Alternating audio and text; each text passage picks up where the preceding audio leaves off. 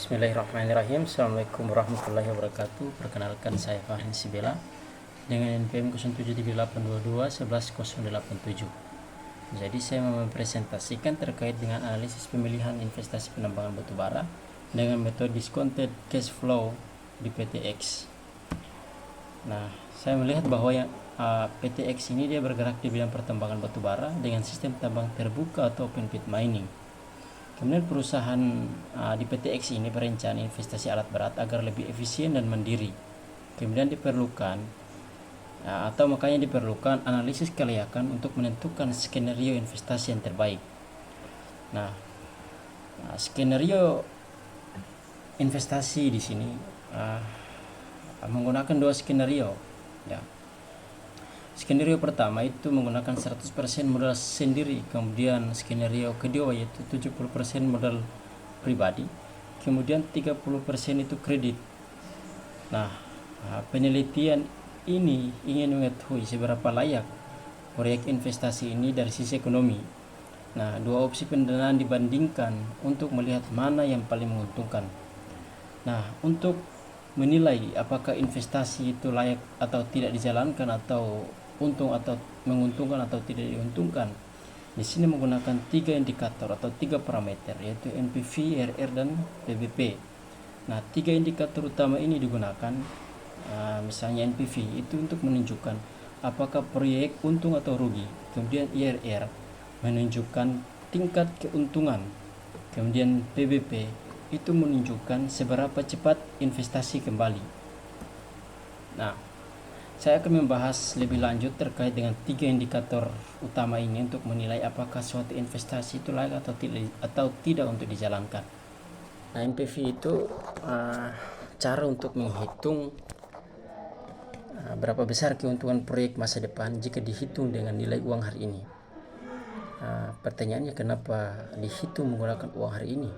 Ya, karena uang hari ini lebih berharga, sederhananya begitu, lebih berharga daripada uang masa depan, karena bisa diinvestasikan untuk menghasilkan bunga. Misalnya hari ini saya menginvestasikan 1 juta, di tahun depan bisa jadi bunganya meningkat, bisa jadi yang saya terima mungkin lebih dari 1 juta, ya, kurang lebih seperti itu sederhananya.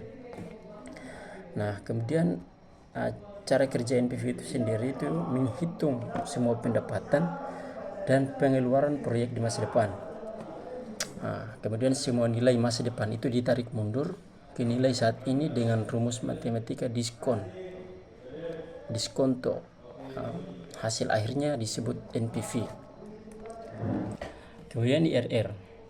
IRR adalah tingkat keuntungan maksimal yang bisa dihasilkan proyek jika kamu investasikan modalnya. Ibaratnya IRR ini adalah suku bunga paling tinggi yang bisa dihasilkan proyek kalau kita investasikan. Contoh sederhananya misalnya IRR proyek itu 18%, ya.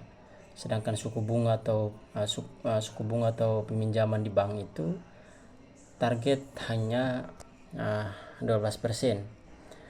Karena 18% IRR-nya itu dia lebih besar daripada 12% proyek yang menguntungkan atau target kita, maka bisa dikatakan proyek itu dia menguntungkan, ya, karena 18% itu dia lebih besar dari 12%. Artinya 12% tadi kan target kita, ya, atau ekspektasi kita. Sedangkan atau sebaliknya, jika IRR hanya 9 atau 10%, maka proyek itu bisa dikatakan tidak layak karena dia lebih rendah dari ekspektasi, ya. Ekspektasi kita kan 12%. Nah, begitu.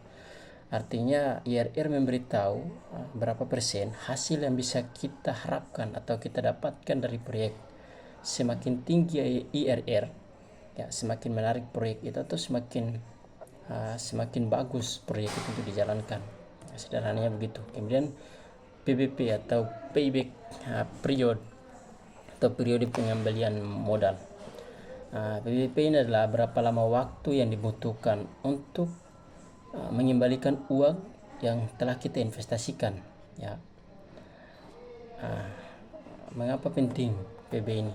Karena PB ini dia memberitahu, ya, seberapa cepat risiko investasimu tertutupi, ya. Kemudian cocok untuk investor yang suka cepat balik modal. Nah, contoh misalnya contohnya saya investasi 10 miliar dan setiap tahun saya untung 2 miliar. Nah, periode pengembalian modalnya itu hanya 5 tahun. Ya. Artinya semakin cepat PBP itu semakin bagus. PBP terlalu lama bisa jadi proyek terlalu berisiko dan keuntungannya kecil.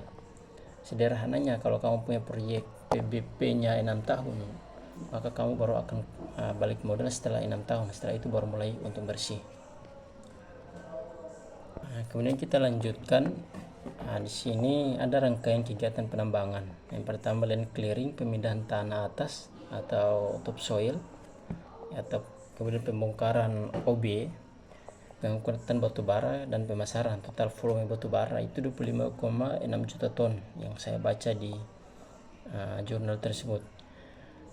Nah, terus perencanaan aliran kas masuk dari penjualan batu bara, kemudian kas keluar, itu meliputi biaya kapital, operasional, overhead, pajak, bunga kredit, dan reklamasi.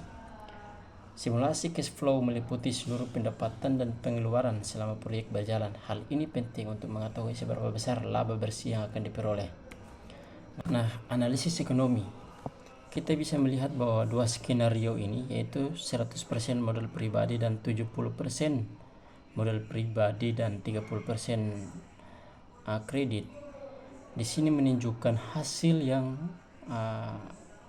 menguntungkan. Ya, kedua skenario ini menguntungkan, tapi skenario kedua itu dia memberikan hasil ekonomi yang jauh lebih baik karena kombinasi modal dan kredit, teman-teman. Ya, analisis sensitivitas. Skenario 100% modal pribadi sensitif saat harga jual turun 3% atau biaya naik 3%. Sedangkan skenario 70/30 itu lebih tahan terhadap risiko, baru sensitif saat harga turun 5% atau biaya naik 10%. Ya, jadi lebih menguntungkan itu skenario 70/30 atau biaya pribadi dan biaya dari kredit.